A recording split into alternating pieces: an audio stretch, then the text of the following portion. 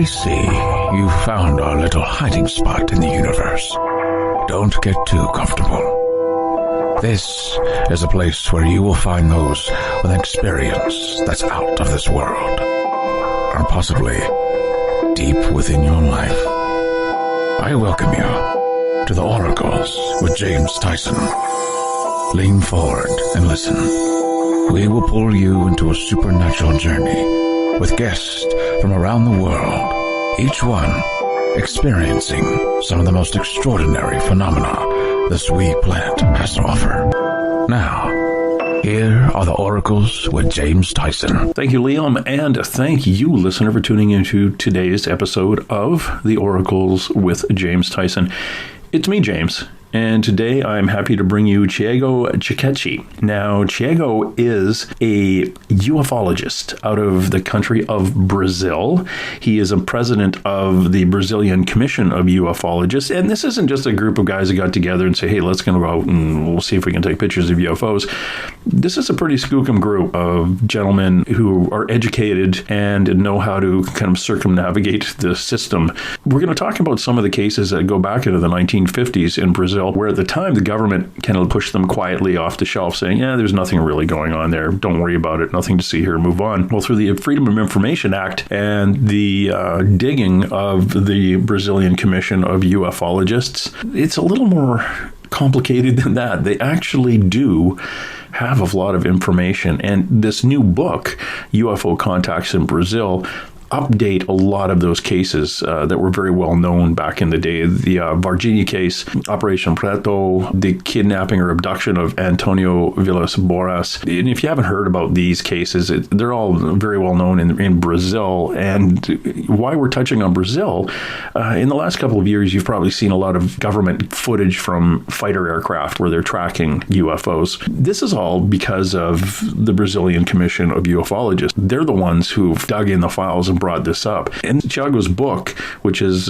close to 600 pages, I think there's 300 photographs in there, along with sketches, and they are evidence that came from the files that they got from the government. We're going to talk about why Brazil is seeing this increase in UFO reports. Well, I don't think it's really an increase. It's just, we'll talk about that. It's like the 5th largest country on the planet with a population of 200 million. So there are people out there who are going to see these kind of things. The cases in Brazil are among the most spectacular in ufological literature, and Thiago's book will amplify some of these encounters. Again, we're going to be talking about the well-known ones and digging into a little bit deeper. Thiago's father was a pilot in the Brazilian Air Force, and eventually he got put in charge of kind of the intel section.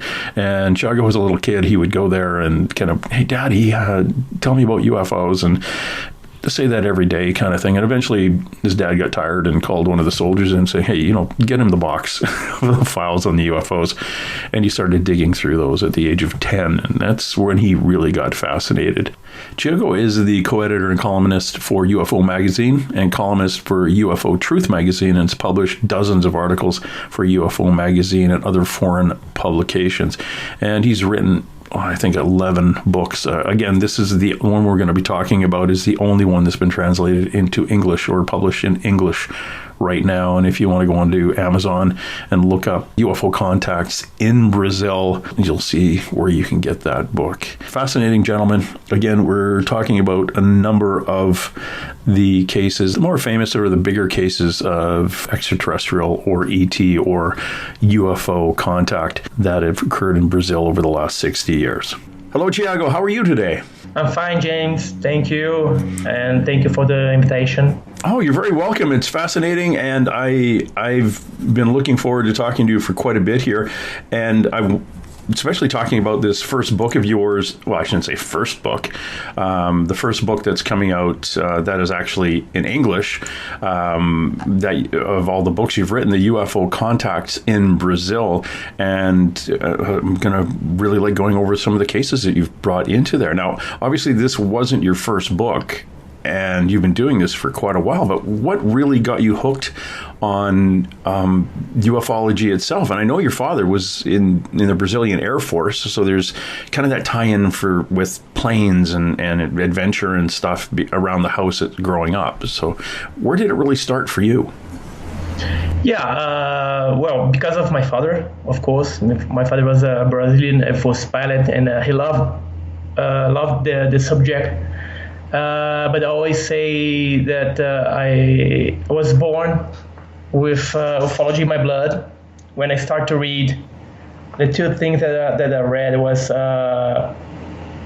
comic books, Spider-Man, X-Men, Fantastic Four, and UFO magazines. And my father, well, in 1992, perhaps before he passed away, he worked at A2 department. It was the A2 is the intelligence of the Air Force, Brazilian Air Force department. And he was divorced of my mom.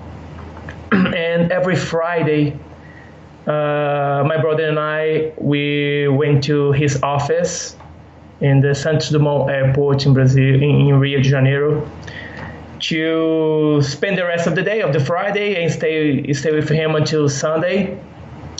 And I always ask him to show me what the A2 department had about UFOs, sighting report, photos, something like that.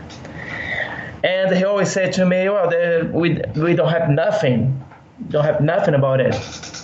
Well, I think that I asked it for 1,000 times, million times to get access to these documents.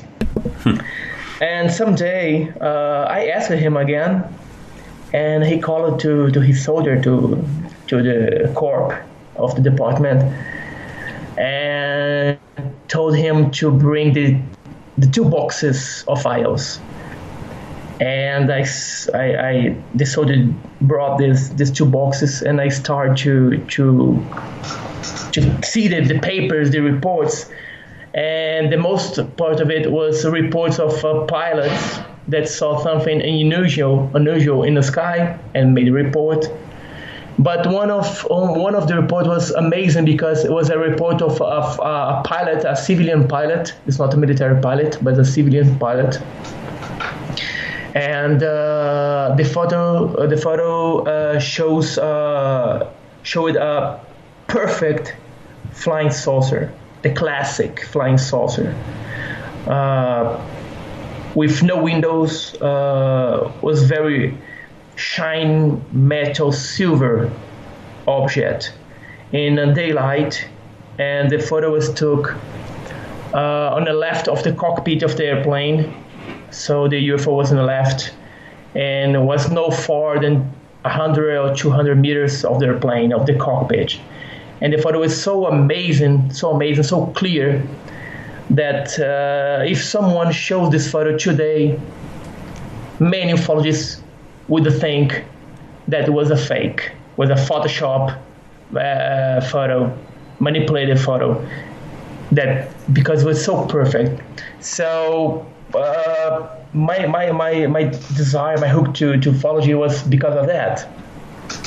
That is a good start. That is a wonderful start to actually see a photograph of a disc-shaped classic UFO taken from an aircraft in what basically is the restricted files of the Brazilian Air Force.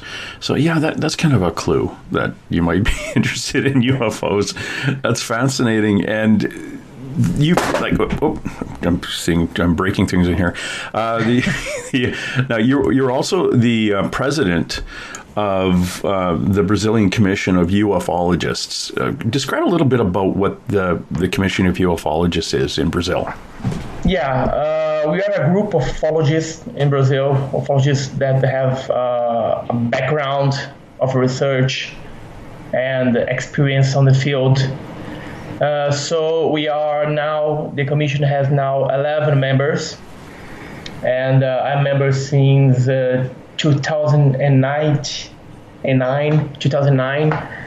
and in 2017 I became a president of this commission. Well, our job is trying to get as much reports and documents from the Brazilian Air Force, Brazilian Army, Brazilian Navy, and Brazilian government, archives and files and documents that are under secret.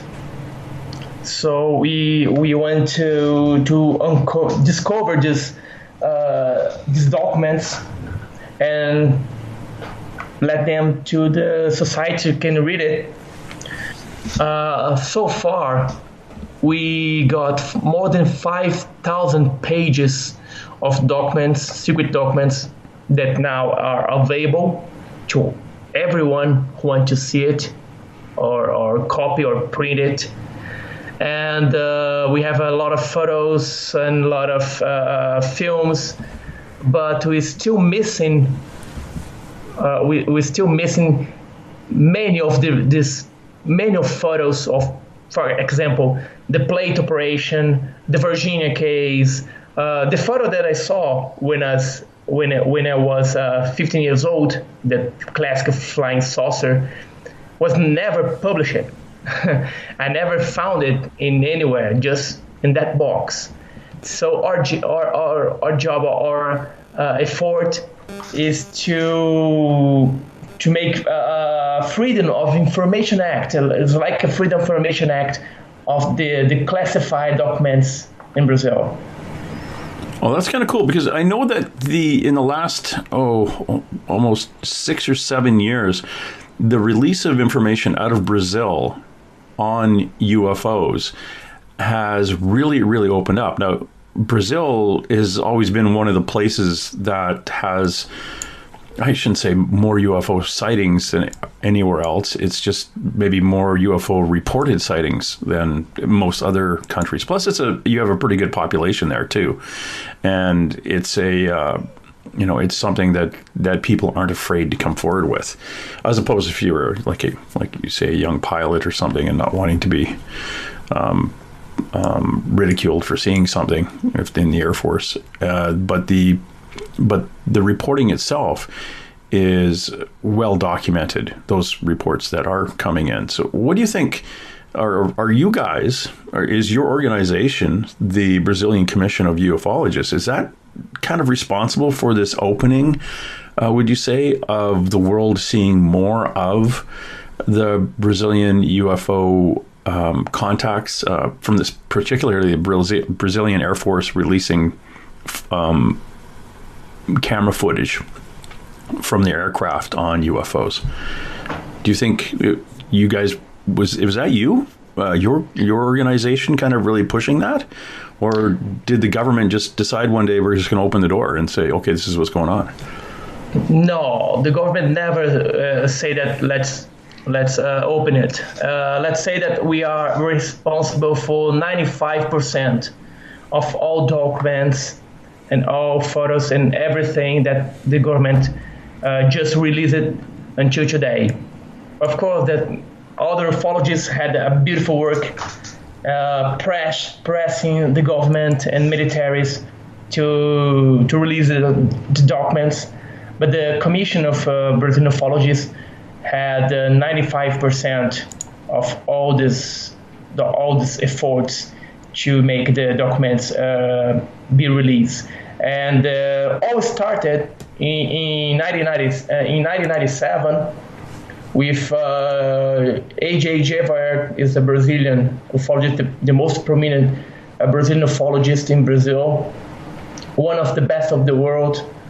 And he started in 1997, and in 2005 he started a campaign, UFO Freedom Now, this campaign, and we started to press the government to release all the documents about UFO. So let's say that we are responsible for 95%, and we just want more.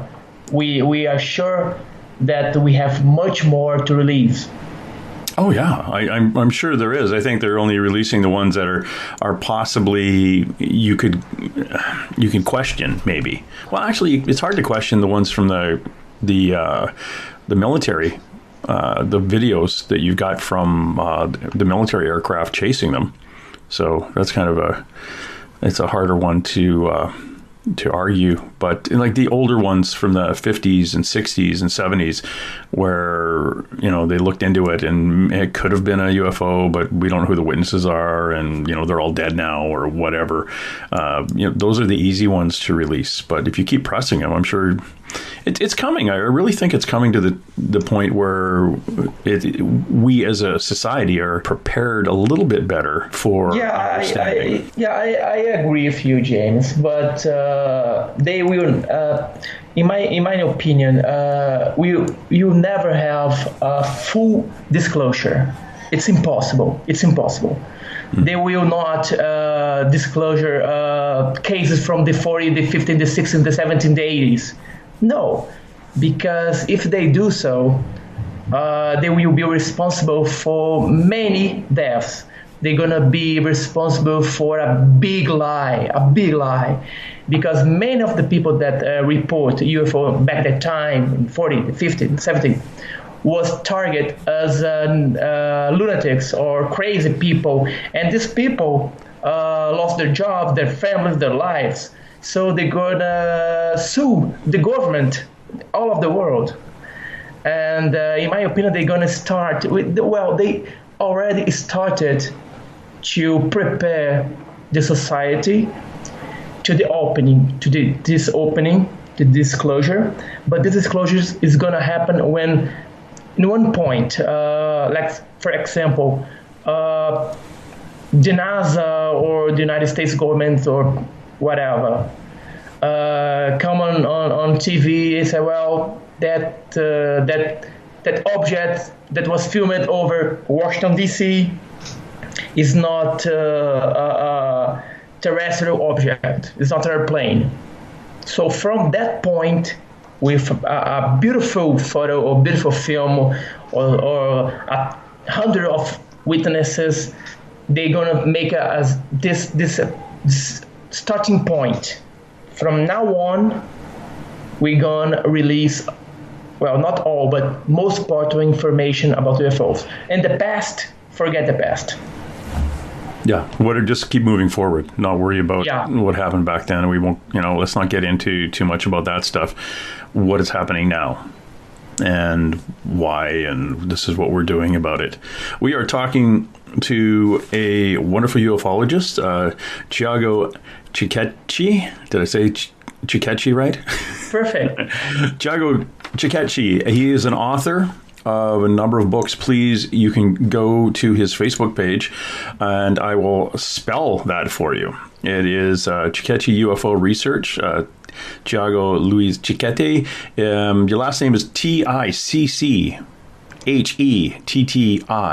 UFO Research. Again, that's Ticchetti, UFO Research on Facebook. And I just went over to your YouTube page and I subscribed to your YouTube, which is Thiago, which is Thiago, Luiz, Luiz or Z, and Ticchetti, Ticchetti, Thiago Luiz Ticchetti at what page am I? Oh yeah, YouTube. It's like I bounce around like 3 different pages. I'm like, oh, it's on YouTube. Yeah, so please go over to his YouTube and look at a number of not only interviews that he's been involved in, but little bits of releases that he has done, and some UFO footage there. Again, that's on YouTube.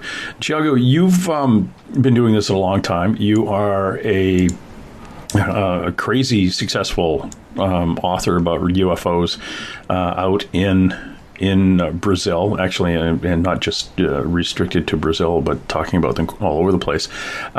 This newest book, I shouldn't say, is it the newest one? The one that's now in English, the UFO Contacts in Brazil. Is that your newest one? Yes, it's my 11th book, the newest one, and the first in English, yeah. Okay, now that one, you cover a number of different sightings in Brazil, which are fascinating. The Varginha Case, which I believe that was a possible crash back in around 1996. Can you tell me a little bit about that? Because I know you looked into it a little bit further, and kind of in this newer book, you're resurrecting these old cases and looking at them with some more information that a lot of people didn't have back in the 90s, or some of these to go back to the 1950s. They didn't have back then, but you have accessed more information and are adding much more to the story. Tell my listener a little bit about the Varginha case and what you write about that. Yeah, the Varginha case was possible, as you said, UFO crash. For me, as a ufologist, is a certain crash, but we just have to leave the doubt. It happened in 1996, in January 1996, when a UFO crashed in Varginha City. Varginha City is a city of Minas Gerais state in the southwest of Brazil. And this UFO crashed, and a lot of witnesses saw at least 4 or 5 alien beings. Well, it's not alien, so not human beings in the city, and a huge cover-up operation was held there in Varginha, with the Brazilian Army and Varginha fireman department took place there to capture these creatures and to get in touch with the witnesses and threat them to not to talk. Well, it's very common, Just remember Roswell, for example. Just remember Men in Black. And 3 of the main witnesses were three girls that was walking in the street, and they saw one of these creature crouched. This creature had 2 big red eyes, very, very, very bright red eyes. Was a brown color skin, and was shaking like being afraid. And those girls smelled. I smell like very bad smell, and they run to their house because they thought they saw the devil. And the mother of one of the girl come back to the place with the girls, but the creature was not there. So this a great operation to capture this creature happened in Varginha, and then in a week we just had, the next day after these witnesses, many ufologists went to Varginha to investigate the case. So we got more than 100 witnesses that saw the military in the city, saw the firemen chasing something, and people that participate in some way of the capture of the creatures spoke to us. And what we know now, now that 4 or 5 creatures were captured, 2 were alive, 3 were dead, 3 or 2 were dead, and they were put together with the UFO. Was a cylinder UFO, a cylinder shape. The UFO was put in a truck, and the creatures went to the Unicamp University. Is a university in Campinas, in São Paulo. And there they were examined by some doctors. And after that, the creatures and the UFO were dispatched in an airplane that came from United States. Interesting. Yeah. And that week, for some reason, an airplane came from the United States with people from NASA and United States Army. We know that because we spoke with militaries of Brazil that was there. and to sign some kind of a deal or compromise, something like that. And the creators in the UFO was sent to the United States, and let's say that's just coincidence. But few time later, I think couple of years later, sometime later, the United States invited to Brazil to send the first Brazilian astronaut to the space. So, in my opinion, we exchange a UFO crash and 4 or 5 alien beings for a ticket to ride in space. I don't know if that's a fair deal. Yeah, I don't know either, but they made it. I would have probably made a deal with the creature. Say, hey, look, if you get one of your friends to take us to space, you guys can all go home and take your ship back. But give us a little bit of advanced technology, and that'll be nice. Would be better. Yeah, that's fascinating. And of course, people say, well, there, it was investigated. There really wasn't much going on there. Well, when you have the army show up and you've got the fire brigades racing around chasing things, if it's not a big deal, you wouldn't have all that happening.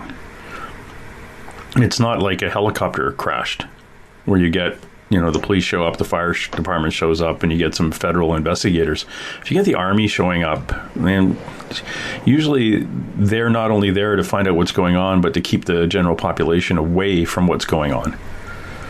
Yeah, it's very weird because we do have a military base in Varginha. It's a Sergeant Army's base, but the people there never saw the huge operation of many trucks and soldiers all over the city, all of the taken places and isolating areas and not allowing people to cross that areas.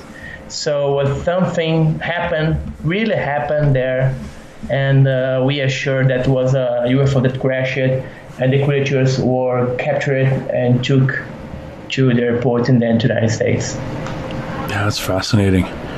And of course, that's one of the many stories you cover in your new book, the UFO Contacts in Brazil, which, if anybody is looking for that, if you just Google UFO Contacts in Brazil, probably take you to Amazon or wherever you can get it. And it's also out in Kindle.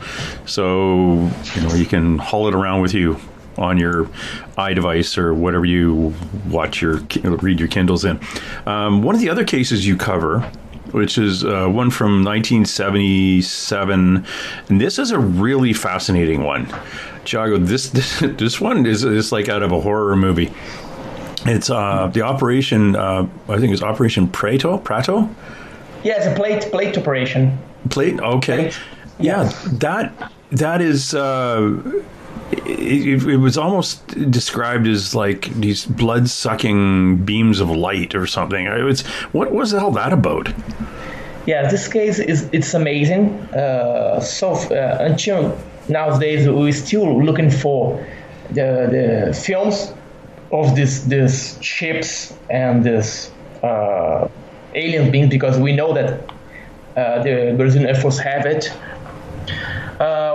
Everything started on 1977 when people from several cities in the north of Brazil, and Colares and Pará in Pará State, and Belém in Pará State, they were claiming that they have been attacked by lights in the sky. Well, these lights just appeared at night or at day, and shoot at a beam of light in people, and the woman, this beam of light hit over the breast, a little over the breast, and in the man in this leg.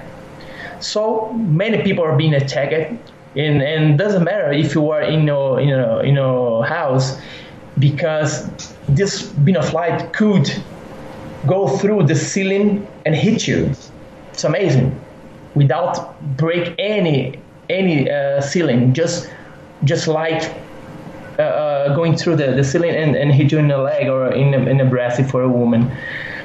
And many people went to the doctor, and in Colares, for example, just have one doctor, Dr. Vilite, is still alive. He's a very smart person and very honest person as well. And Dr. Vilite saw that all these people had anemia, so they lost blood. Okay. And as far as we know, one people actually died because of that, because it was hit by this light, and he got anemia and died. And the mayor of this Colares city asked the Brazilian Air Force in Pará state to investigate, because many city was getting ghost city, because people are running from the city, from the lights, attacked it, and we that time they call it the chupa. It's like suck. Yep. And the Brazilian Air Force sent a crew headed by, back that time, Captain Wiranje Holanda, and they started to investigate, to get testimony from the people that saw something, and they start to camp in a beach, camp in a jungle to try to see something, and they saw many things. They saw UFOs from many types and forms, and they saw UFOs at night, at day, and they recorded.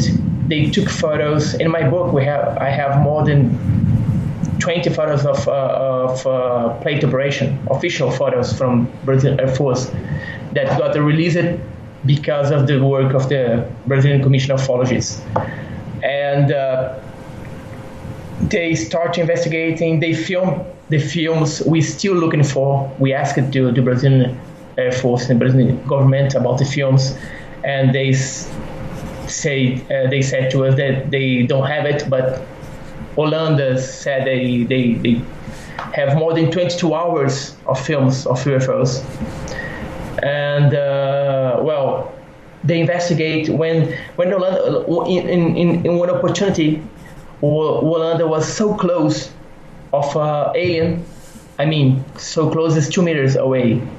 And they got all the information, all the reports, all the photos and the films, and went back to the headquarters and to his commander and told him, well, we have to investigate more because look what I got. And for some reason, the commander said, well, the operation is closed. You don't have to investigate anymore. And he asked, why? No, it's a superior order, so just finish this work and go back to your base. So the plate information was ended on December of 1997, but as far we know, the investigation continued until 1982 by, again, United States government. They went there, scientists. They went there, militaries to investigate until 1982. That might be where all the video, or not video, but that may be where the film footage went. The U.S. government, the U.S. government may have taken it. Perhaps we don't know. We try here. We have here in Brazil. We have like the FOIA, the Freedom of Information Act. Yeah. That you have in the United States. You are in Canada, but you have in the United States. We have this kind of law as well. And we asked many times, and the government said to us that they don't have it. And in one opportunity in 2015, we had 2013. Sorry, we had the opportunity to get a meeting with representatives of the three forces: the Air Force, the Navy, and Army, to create a group to investigate UFOs. Half militaries, half civilians, ufologists civilians. And there we asked to one of the lieutenant colonel of the Brazilian Air Force about these films, and he said, well, I think or we miss it or we destroy it, but we don't have it anymore. I don't believe in him. Yeah. You know, it was fascinating too. Tell my listener a little bit about now the captain who was in charge of that investigation. He actually did an interview back in 1997, and 3 months later, he hung himself allegedly. Yeah, no, he did. Oh, good. He suffered. Not all good, but yeah, he wasn't like the conspiracy theorists. He wasn't murdered or something. I know. But he had a problem through depression, and he had very health problems, and he killed himself. Oh, that's too bad. Yeah, because unfortunately, with him went a lot of answers to the questions you have. No. Captain Hollanda told everything that he knew. He knew everything, and he gave sketches and drawings and photos that he had. So I don't think that he kept something. He took something to his grave. I don't think so. I think because he wanted to share everything that he knew about UFOs. After that, he was skeptic before the case, the Prato operation. He was very skeptical about UFO, never believed them. After that, he became a very true believer, like Joseph Hynek, just like him. Yeah. Yeah, you get into those investigations, and as an investigator myself, as a policeman for so long here in Canada,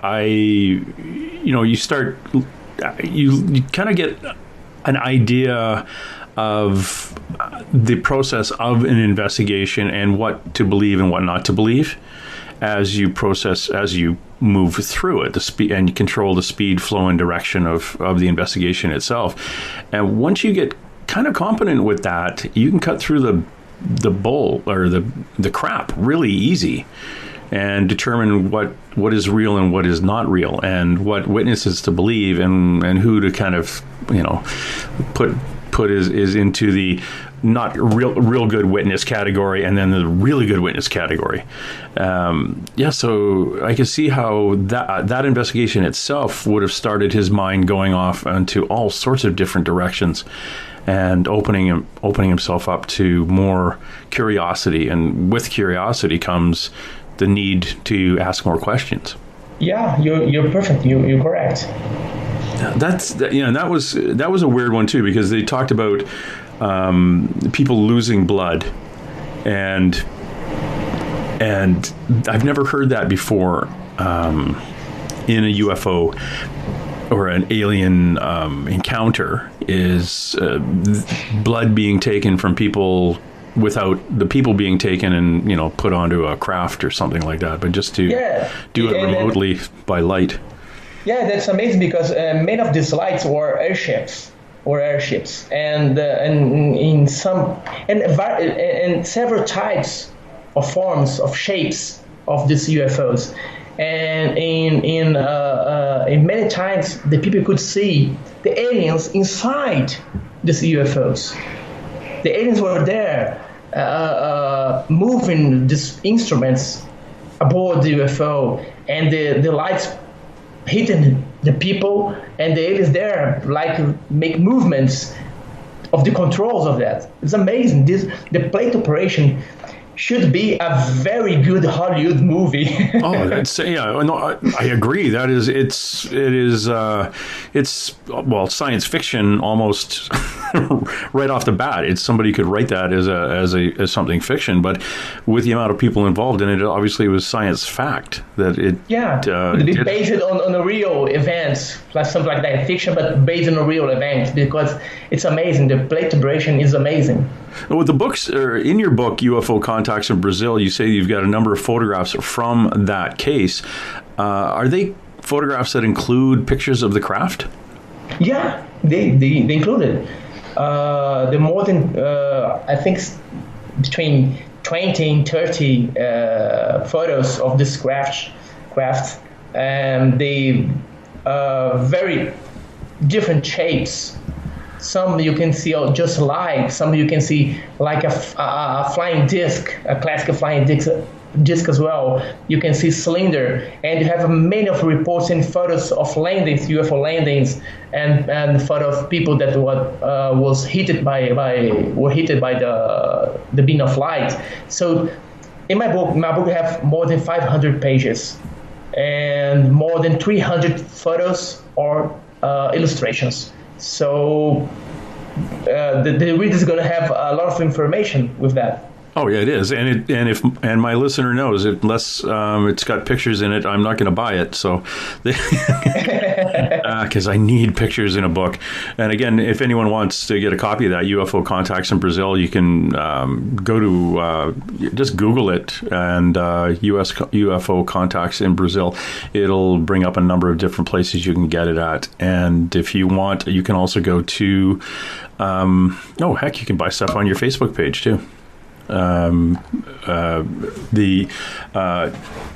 Ticchetti UFO Research, Thiago Luiz Ticchetti on his Facebook page.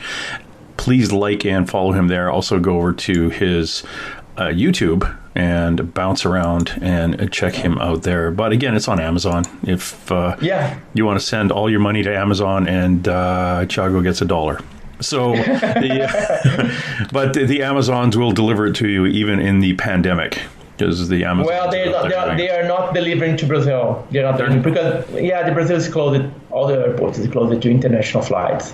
Oh, right, really? Yeah, because your book would be printed somewhere else. Yeah. Inside Brazil, we have a transportation. You can buy it, but in other countries they cannot deliver it to Brazil. Or go to your favorite bookstore and look in the window, because you can't get in. It's the government. They're keeping you from getting this information. Yeah. No, but after the apocalypse, we'll be able to buy this, so it's okay. You can look it up. But if it's got pictures in it, you can buy on Kindle format. So. Oh, Kindle, yeah, of course. Yeah. But I better get my pictures on Kindle and clear and precisely. Yeah, I prefer book. Yeah. So that'll be good too. Yeah. Because I do too, and if it's got pictures, like I say, I'm going to get it. And I'm just I actually hovered over top of the buy it right now on Amazon when I looked it up. So I was like, I should buy this right now, but I'm in the middle of a conversation. It's very cool. Now, you also talk about an abductee. Now, this fellow Antonio Villas-Boas Case, abducted in 1957. He was a farmer, ended up going on to be a lawyer later in life. But was that one of the first abductees or recorded abduction cases in Brazil that you're aware of? Yeah, it was one of the first. Much before than Barney and Better Hill. Barney and Better Hill was the first, they got publicity, abduction publicity in the world. And Villas-Boas just appeared in the papers 1 year later of Barney and Better Hill, because what happened to him was in 1957. Well, he was a farmer, and he was working in a field at night, because during the day it was very hot. So he preferred to work at night. And in one of that night, he was in his tractor, and he saw a ball of light just hanging in the front of him, and this ball of light started to make movement, going and coming back until this light got bigger, so was approaching and landed in front of him. And from this UFO, three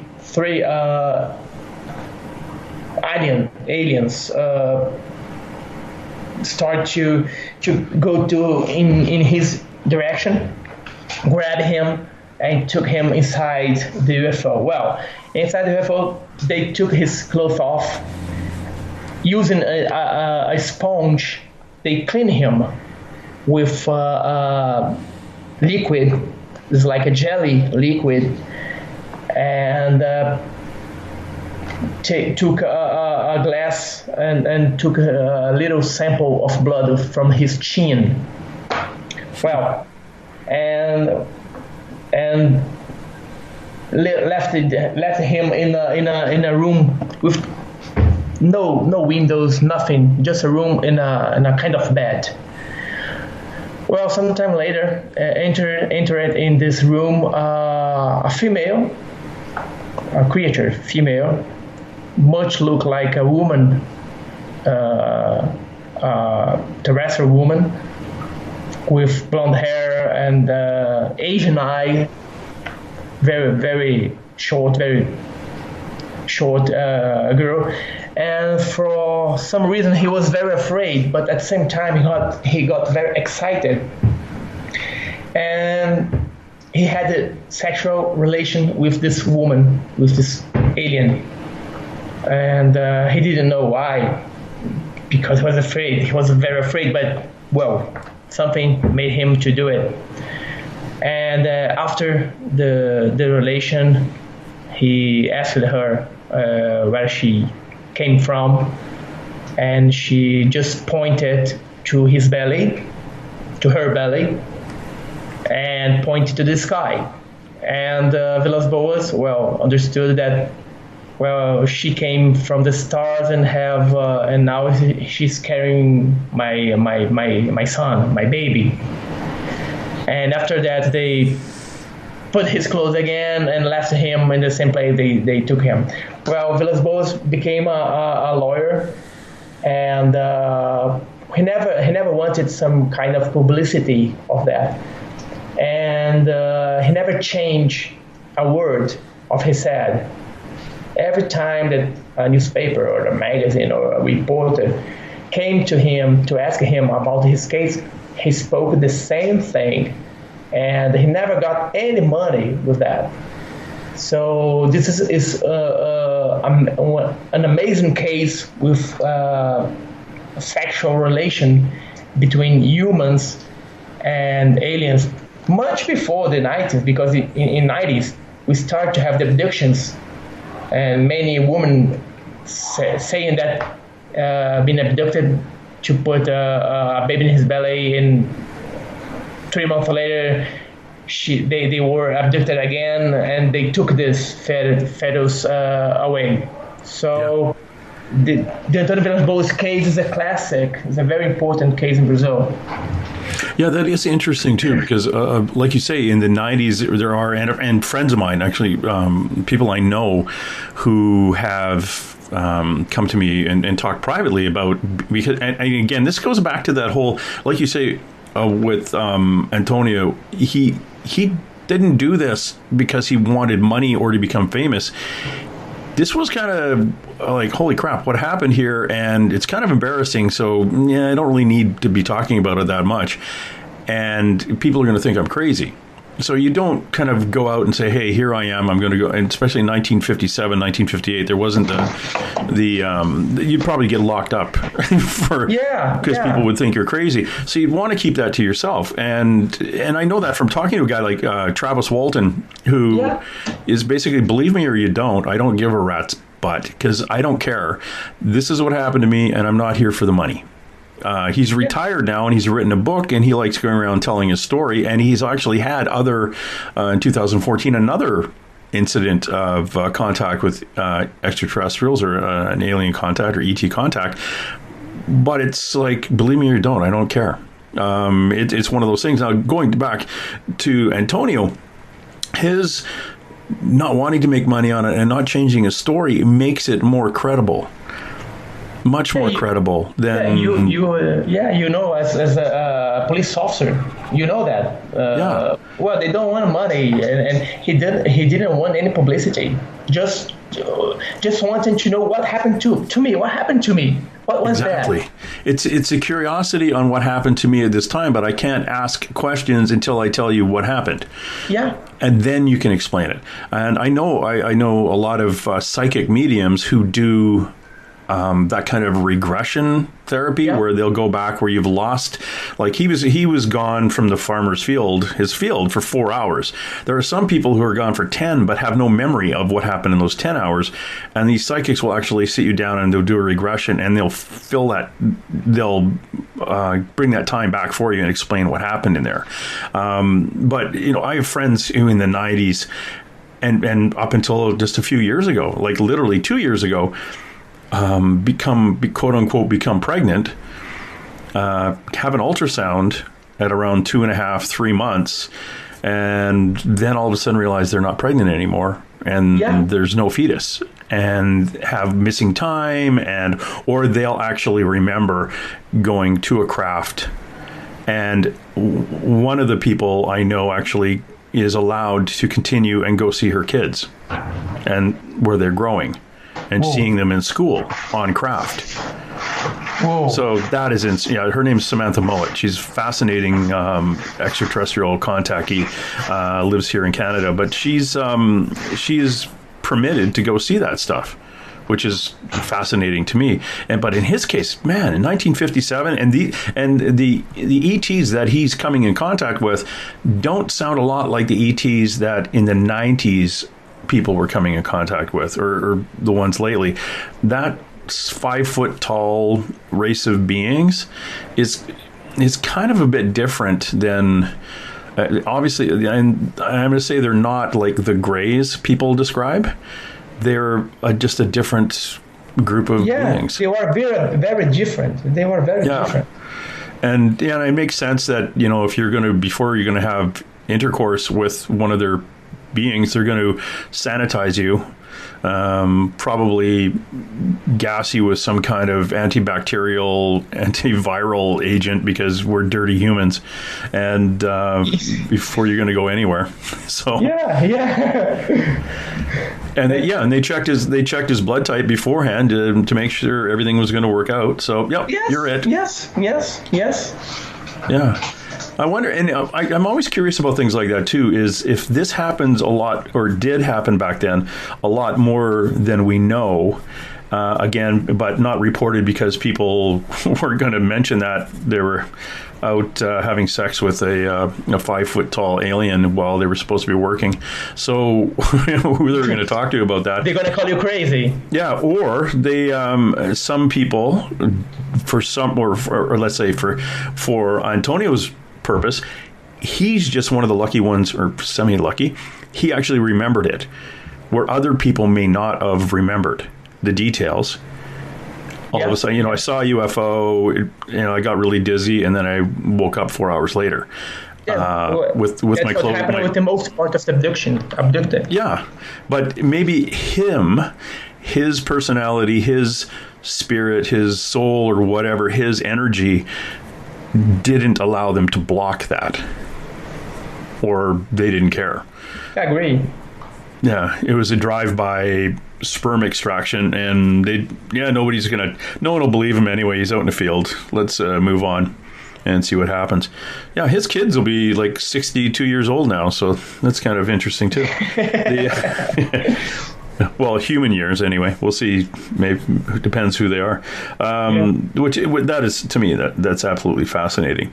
You also talk about the Ubatuba case, which is, again, back in the 1950s, before a lot of, other than the Roswell incident with bits and pieces of UFOs, but in Brazil, you had a possible material from a UFO being analyzed. And the unfortunate part is when that case first came out, there was only a letter to the editor of a newspaper, to a reporter, with items in it, with the signature on the letter almost impossible to translate or to read, and claiming this came from a UFO crash. From that original story that was back in the 50s, in your research, did you expand on that any in the book? Yeah, this case is very controversial because this letter, just a letter to the newspaper. With the letter, we had some debris of the lady UFO that exploded over the Ubatuba Beach, and in São Paulo is a beach in the city, is a city in São Paulo, and some parts of this UFO, when it exploded, drop it in a sand. So some people got this debris, and and 2 or 3 parts of this debris was sent to the newspaper in Rio de Janeiro. Well, to analyze this debris, we are talking about 1957. So the technology that we have today, well, in 57 there was nothing. They destroyed all these 3 samples were destroyed by the analysis the material. One of the analysis shows that this piece have 99.9% of magnesium that is impossible to find on Earth. 99.9 magnesium is impossible to find anywhere in our planet.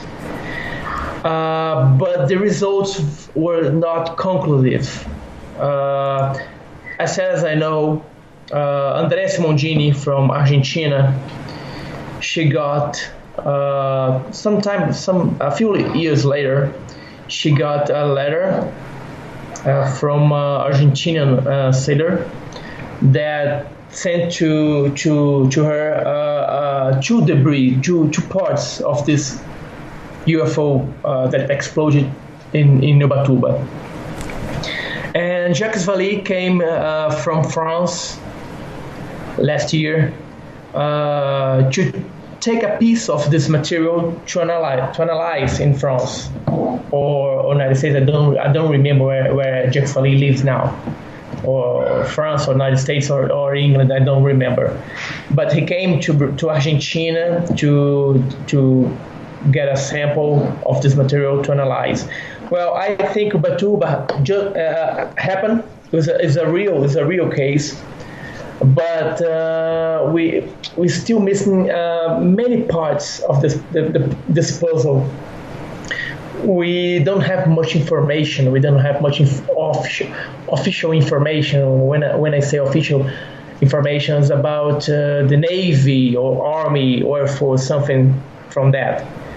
But I truly believe that something happened and a UFO really exploded over the beach, and some people got pieces of this UFO. It's not the same. It's not the first time that something like that happened. We have Shag Harbor in Canada as well as a UFO that crashed in the ocean. We have in Brazil in 1974 in Navegante Beach, UFO crashing in the water as well.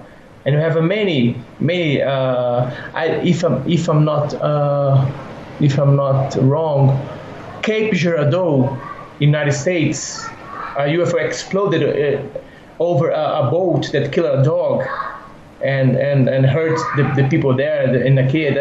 If I'm not wrong, the Cape Girardeau case, I think that was that. So we have a lot of cases of UFO exploding on Earth. Yeah, if they're gonna, it's like anything else. There's going to be accidents, and when you're coming into our atmosphere, that's heavy and gravity heavy, and may also have a lot of elements that they don't have on their planets, because magnesium itself, to have pure magnesium piece on a craft, it has issues being around water, and maybe you're coming from another system that doesn't have a lot of water in it. That could cause all sorts of issues with the structure of a craft that's almost 100% magnesium, which is fascinating anyway. You can get magnesium. The only way I can ever possibly think of getting magnesium with that level is to actually mine a piece of magnesium out of the ground. But it's, how do you make a craft out of 100% magnesium? So those are all things that are fascinating to me, and that it kind of leaves it to the imagination of the reader to figure this stuff out. We've touched on a few of the things, Thiago, on that you've got in a 500-page book with 300 photographs. Out of all the research that you put into this newest book, which is, again, it's for if you just tuned in, it's UFO Contacts in Brazil, which can be found basically on anywhere you can buy a book, and I keep pointing people to Amazon, but UFO Contacts in Brazil. As you were doing the research for this book, and even going back to some of your other ones, what is your favorite? What is the one that really, when you think of UFOs and Brazil, what is that one that is the first one that pops in your head that you like talking about? James, it's hard to choose one of these your sons as the preferred. Well, I like very much the plate operation. I like Varginha. I like the chapter about the UFO crashes in Brazil. But I have one, it's amazing for me, is the official night of the UFOs that happened in 1986, when more than 22 UFOs were over several cities of Brazil, and they were seen on the ground, they were seen on the radar, they were seen by pilots, and for almost 10 hours from one day to another, there was just playing cat and dog with aircrafts from Brazilian Air Force. These UFOs appeared over Campinas and then went to São José dos Campos in São Paulo, and then appeared over Brasilia, and then appears over São Paulo, appears over Rio de Janeiro, and it was like an invasion because there were 22 UFOs, and the Brazilian army got in alert, and 5 jet fighters were scrambled to pursue and identify the objects. Well, 3 of these 5 pilots saw the UFOs, saw by on naked eyes, let's say, and 2 of them just got them on the radar screen on board of their planes, the F5 airplane and ATX 26 Chavante airplane. Chavante no, Mirage and F5. Well, in one of these reports, Captain Jordan report to the control tower in São José dos Campos, that he was chasing one of these UFOs, and suddenly he became chased by 10 UFOs, 5 in his left side, 5 in his right side. And all the radio communications is now available on YouTube. We got it. Okay. We got it as well. Like as I said, on the Information Freedom Act, we got this radio conversation, got publicity to everyone who want to hear it. And this case was amazing because at the end of the pursuit, and when their planes land and the UFO disappear, the Ministry of the Brazilian Air Force, a former ex-ministry of Brazilian Air Force, was already in their plane and chased one of these UFO. He was in another plane. He was the chief of Petrobras, his Brazilian Petroleum Company. He was the president of Petrobras, and he was in their plane named Xingu. And he saw this UFO, and he was a pilot as well, but a retired pilot. And he ordered to the pilot of his plane, well, get away. Let me pilot this. And he got control of the plane and chased the UFO. And after this event, the Brazilian Air Force Ministry went to make a press conference and claimed that what they chased was not from this planet, was something intelligent, and they could send they would make a report. Well, we still waiting this report since 1986. It's coming. It's on somebody's desk. One of the things that I really liked about that story, his UFO night in Brazil, was the air traffic controller who kind of figured out if they dimmed the lights at the Air Force, the UFOs got closer and they turned it back on. So he was actually the first guy to see the UFOs, and when he warned Sao Paulo and Rio de Janeiro control towers, they confirmed the plots on the radar were coming too. Then he took control of the runway lights and flashed them. And he was trying to make contact with the UFOs, allegedly. Well, this is as the story goes. And he reports whenever the lights were dim, the UFOs would come closer to the airport, and every time the lights were brighter, they would fly away. Yeah, that's it. And we had many witnesses from militaries to civilians. It was amazing. It's a dance in the Brazil sky that day. Yeah, that is fascinating. And it reminds me of the story is called the Phoenix Lights that happened in 1997. Like yours happened in 1986 in May, and the Phoenix Lights were 1997, 11 years later in March, where literally there was a parade of UFOs from one part of Arizona all the way down the center of the state, witnessed by 10% of the population. And they just kind of slowly traveled like a parade, like down, being seen by everybody. And they were all different shapes and sizes. And, it's, of course, the military comes out saying, no, those were flares. Yeah, always flares or balloons, something, always. Yeah, some of this stuff was seen with the naked eye, not just as lights, but in the Phoenix incidents, those big V-shaped ones were dark with the lights kind of inserted up inside of them.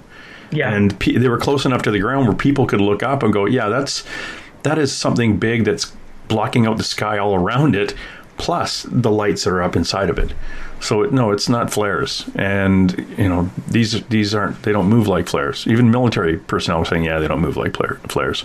And my friend Dr. Lynn Kitai did a documentary on the Phoenix Lights, and she saw them like even a couple of days beforehand. She was looking at smaller orb-shaped, almost like even basketball-sized lights going through the valley floor, not too far from where she lives. So when this culminates into a parade of UFOs, she was very, very fascinated, as one may be, to see all this stuff coming down. But yeah, the UFO night, is that, and obviously is that in your book, the new one? Yes, it is. Perfect. It better be. Now, because there was so many of them, there's a lot of photos of them too? There's no photos, but we have illustration about that. Yep. We have photos of the pilots and the reports of every pilot. So there's no photo because we are looking for, and we know that have at least two of these jets, the Brazilian Force jets, were equipment with a video camera. So they filmed the UFOs. And we're looking for that since 1986. We know that they have it, this film, and we are still looking for it. Okay, that's fascinating. What did they? In your research, what is the earliest contact or UFO reports that you've bumped into? Does it go further than 19? or in your book, in your just regular research, I know there was something in my poking around in about 1947 in Sao Paulo, a laborer named Jose Higgins. He saw something, but I couldn't find anything earlier than 1947. Well, in my book, we start with pre-1930s. So we have a lot of cases from the 30s, and my books is divided by decades. So the 30s, 40s, 50s, 60s, 70s, until 2015. So it's like a history of ufology in Brazil from decade to another decade. So I think have a lot of information there, and many cases are unknown from many parts of most people. Yeah, that's the interesting part, because there are the ones that you see famously. It's on YouTube. You'll see the camera footage from the fighter jets and things like that. But it's all the little ones. There was a security guard from a furniture factory abducted, back in the 70s or something too. That was kind of an interesting event where he stated that the beings that took him resembled Japanese people. I'm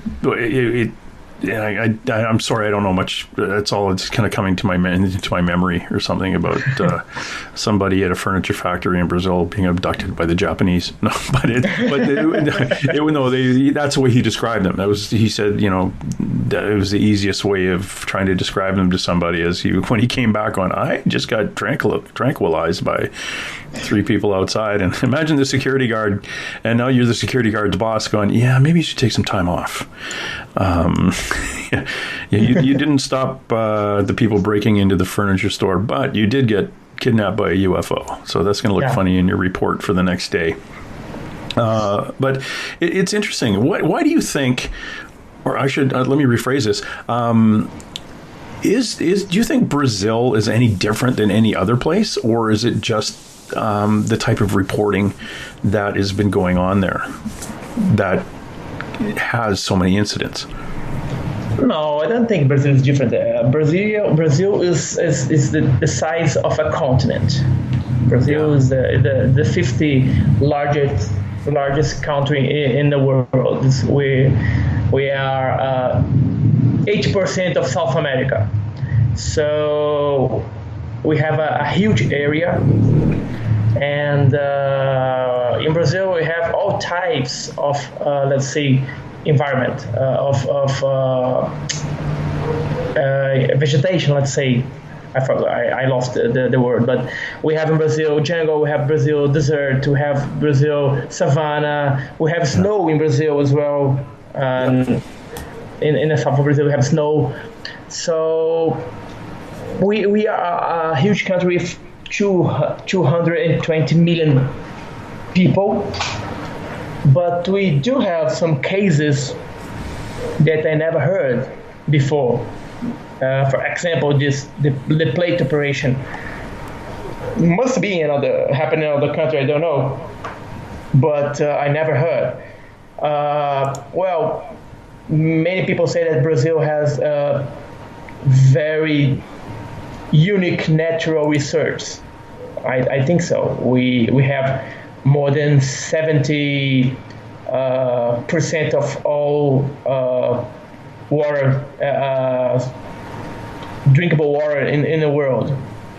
We have in Brazil, in Amazonia, and we have the Amazonia. So I think,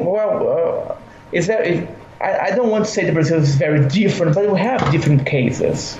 But we don't know what happened, for example, in China, in North Korea, in Vietnam, in Africa.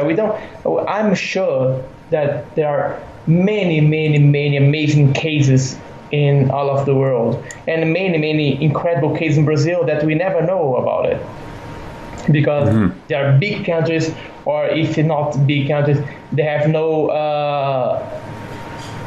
a system of communication like in the United States. In the United States, we have the MUFON. We have the most part of people have internet, so the information goes faster and easier than Brazil, than in Africa and China. Yeah. But I think Brazil is a hot spot. Oh, I think so too, and I think you're right when you talk about the different geography of the country. You've got so many different places. Mind you, you've also got there are places that people have never been to or haven't been to for 200 years, if there is anybody there at all. There, you have a lot of area that is unoccupied and unexplored still. Yeah. So it's like Canada, we're like the second largest country by size on the planet, but you have over 6 times the population we do. Yeah.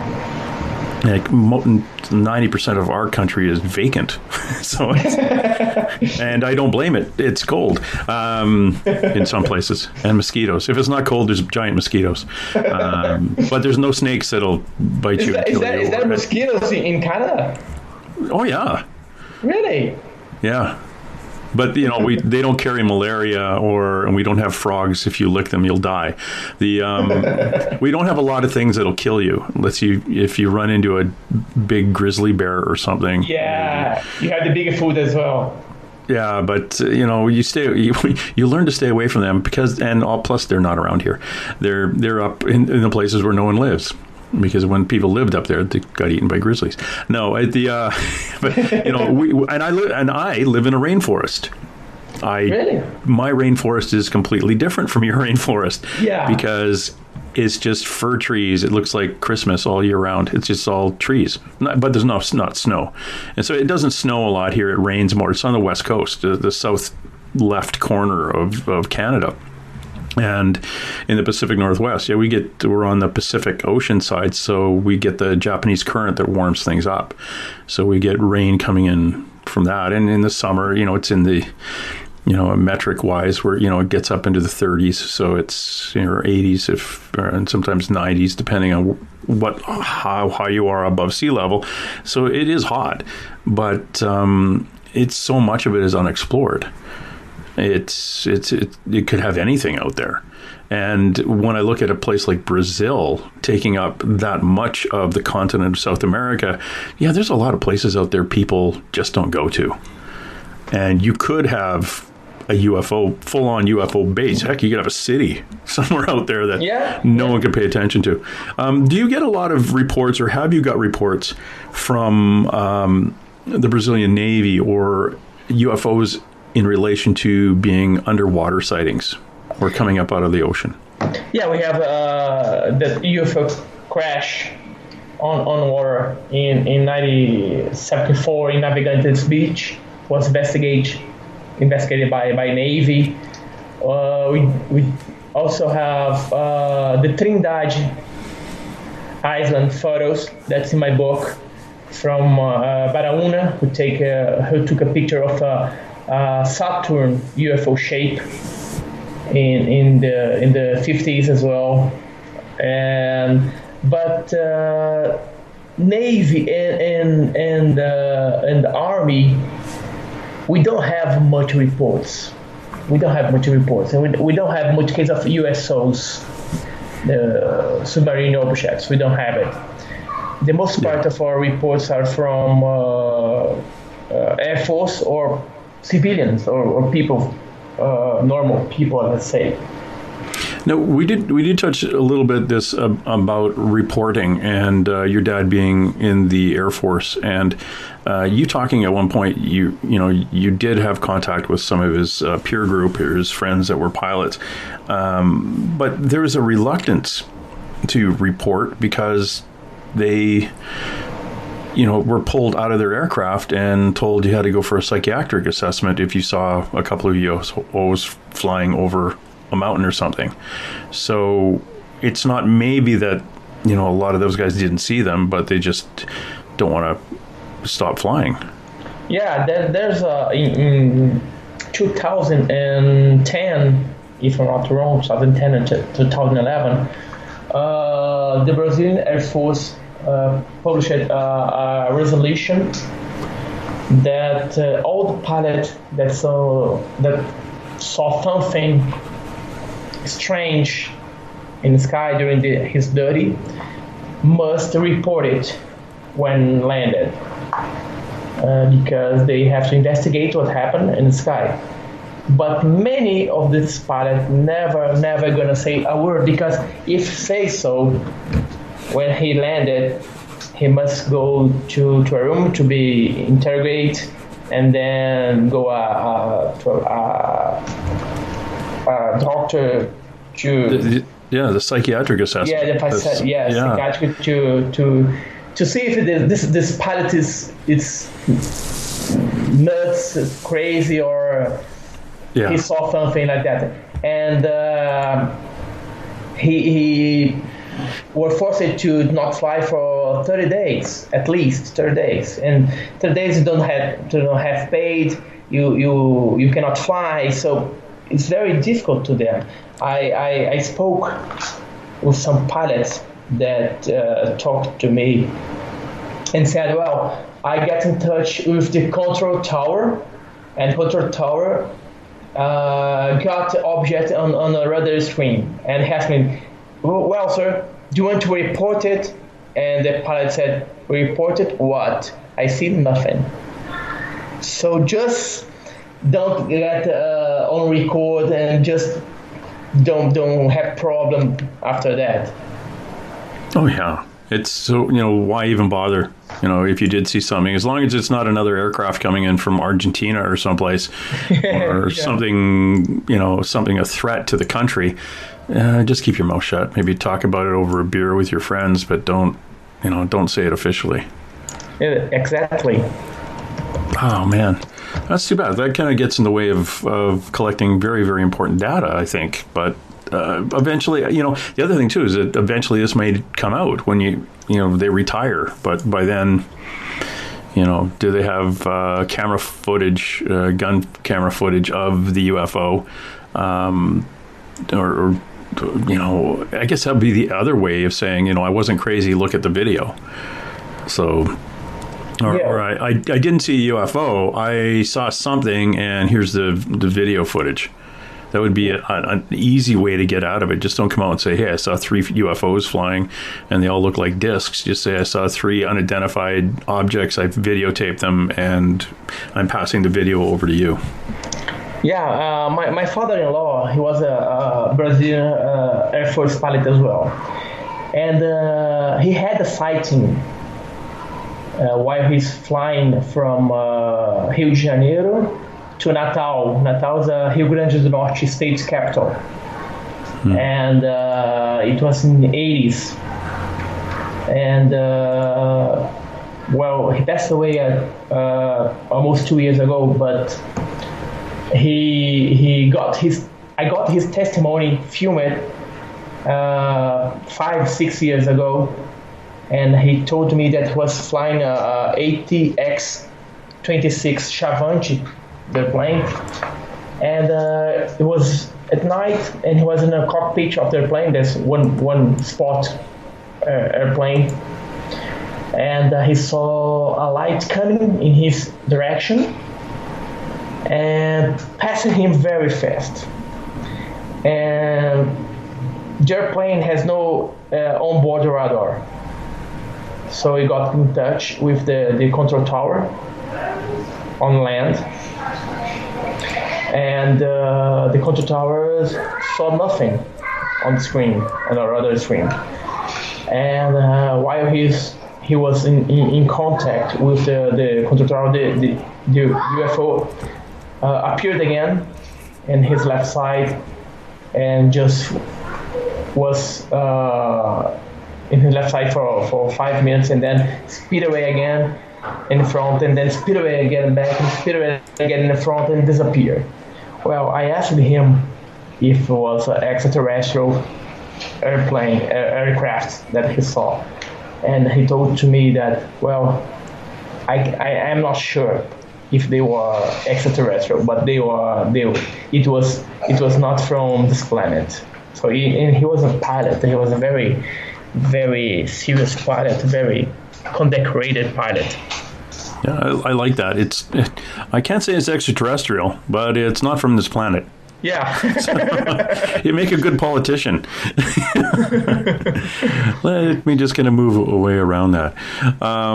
Yeah, it's fascinating. And I really want to thank you for dropping by. We've been talking to Thiago Luiz Ticchetti. And if you would like to follow his YouTube, please go to it. I'm going to spell the name for all my Anglo friends. Thiago, Luiz, with a Z or a Z, Ticchetti, Thiago Luiz Ticchetti. He is the president of the Brazilian Commission of Ufologists. He is a writer, and today we've been talking about his newest book, the UFO Contacts. Let me say that again. The UFO Contacts in Brazil. It is his first book that he's put out in English, and he's written a number of other ones. And if you go on to his Facebook page or YouTube, or even looking up on Amazon UFO Contacts in Brazil, and you'll see all the other ones he's written. And if you speak Portuguese, great. You can have, there's a ton of other books on ufology in Brazil. So Thiago, thank you very much for coming by today. Thank you, James. Hope your listeners like it. And thank you again for the invitation. Oh, you're very welcome. And we'll drop by again and say hi to the kids for me. I will. And say hi to your dog for me as well. I will. I'll say hi to Kirby for you.